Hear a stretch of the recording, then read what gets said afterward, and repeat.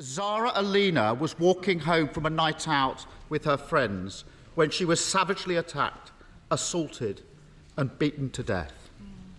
Zara was a brilliant young woman, a trainee lawyer with a bright future. Her killer is a violent, racist, woman-hating thug, not fit to walk the same streets. No. But that's precisely the problem. He was free to walk the same streets. Yeah. The inspectorate report into her case says that opportunities were missed by the probation service that could have prevented this attack and saved her life. Does the Prime Minister accept those findings? Yeah. Minister. Mr. Speaker, this was a truly terrible crime. And as the Chief Inspector has found, the failings in this case, and indeed others, were serious and indeed unacceptable.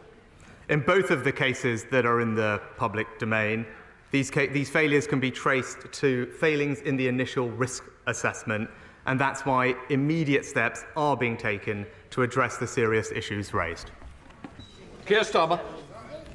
I'm glad he accepts those findings. The report also says that staffing vacancies and excessive workloads contributed to those fatal failures. And it makes absolutely clear this was not a one-off. As the report says, these are systemic issues in the probation service. They're clearly ministerial responsibilities. Does the Prime Minister accept those findings as well? Prime Minister. Mr. Speaker, let me outline for the honourable gentleman exactly what steps we are taking, and that's to ensure that mandatory training to improve risk assessments is being put in place. It's mandating checks with the police and children's services before a probation officer can recommend to the court that a convicted offender be given electronically monitored offence, and implementing new processes to guarantee the swift recall of offenders.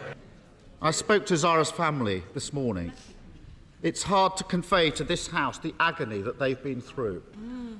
They say that the government has blood on their hands over these failings. He's accepted the findings of the report. Does he also accept what Zara's family say?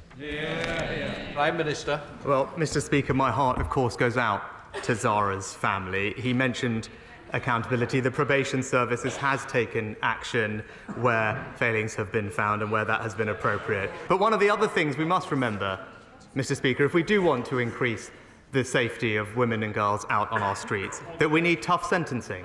And that's why this government passed the Police Crime and Sentencing Act, which the honourable gentleman opposite and his party opposed.